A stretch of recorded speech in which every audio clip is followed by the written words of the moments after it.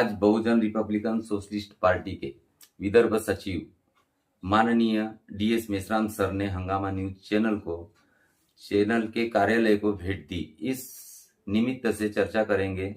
Sir, आपका हमारे हंगामा न्यूज चैनल के कार्यालय में स्वागत है। जय भीम, जय शिवराय।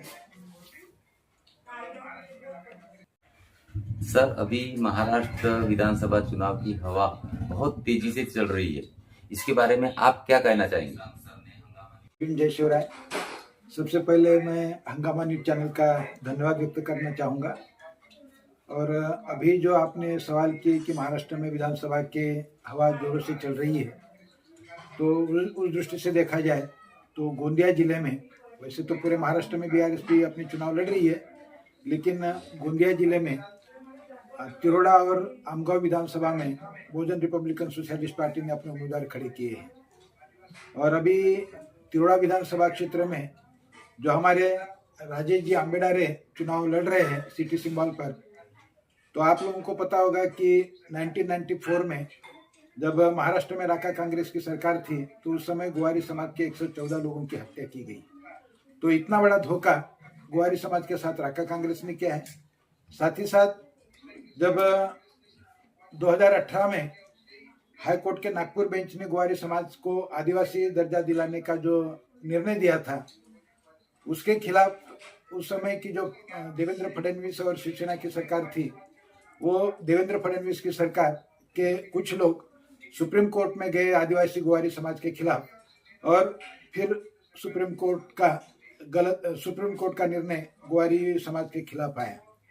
तो जिस तरीके से राका कांग्रेस ने ग्वारी समाज के साथ धोखा किया, उसका ही उतना ही धोखा बीजेपी और शिवसेना के लोगों ने ग्वारी समाज के साथ किया है। और अभी पिछले 11 महीने से अपने ग्वारी समाज के लोग नागपुर में आंदोलन कर रहे थे कि हमारे ग्वारी समाज को न्याय मिले, लेकिन अभी बीच में बीजेपी और शिवसेना और अजित पवार की जो सरकार अभी जो महाराष्ट्र में चल रही, उन्होंने ग्वारी समाज के साथ और धोखा किया। तो इस तरीके से जो राका कांग्रेस और बीजेपी शिवसेना के सरकारों ने ग्वारी समाज के साथ धोखा किया, उसके खिलाफ ग्वारी समाज ने वैसा तो इस चुनाव में तो बहिष्कार का डिक्लेयर किया था, लेकिन अभी उन्होंने बहिष्कार को पीछे लिया है और अभी वो राका कांग्रेस और बीजेपी शिवसेना के खिलाफ वोट करना निश्चित चाहेंगे और इसका बदला वो जरूर लेना पसंद करेंगे। दूसरी बात, अभी अगर महाराष्ट्र के चुनाव की बात अगर करते हैं, तो हमें पता है कि किसान लोग रात दिन खेती में मेहनत करते हैं। रात दिन किसान लोग मेहनत करने के बाद ही हम सब लोगों का पेट भरता है।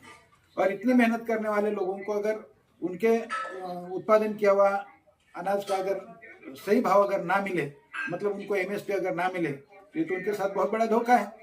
तो हमारी BRSP की ये भूमिका रहेगी कि किसान जो उत्पादन करते हैं उनके उत्पादन को सही भाव मिले, MSP मिले, ये हमारी भूमिका रहेगी।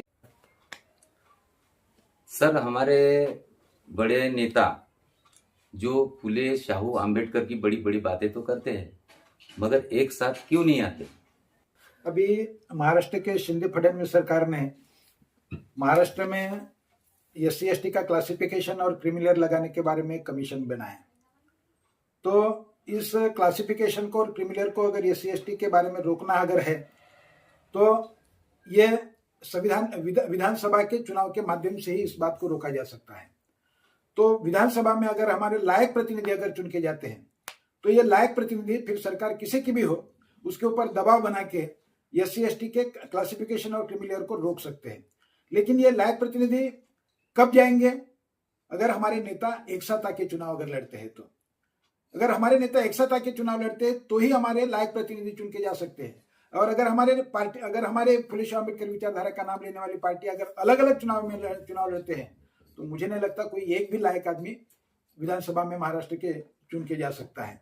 तो ऐसे हालत में ये तो बात आपने बिल्कुल सही कहा कि फुले शाहू आंबेडकर विचारधारा की बात करने वाले नेताओं ने एक साथ आके चुनाव लड़ना चाहिए। लेकिन होता क्या है, आज जैसा बहुजन समाज पार्टी की बहन जी जो राष्ट्रीय अध्यक्ष है, उनकी कोई भी चुनाव 2024 के लोकसभा की चुनाव की बातें हो या अभी की महाराष्ट्र की विधानसभा की चुनाव की बातें हो, हमेशा उनकी नीति एकला चलोरे की नीति है। तो क्या एकला चलोरे की नीति से क्या ये लोग चुन के आ सकते हैं? हंगामा न्यूज के कार्यालय में आकर जो भी विधानसभा चुनाव की मिश्रित बातें और जानकारियां दी, उसके लिए आपका बहुत बहुत धन्यवाद।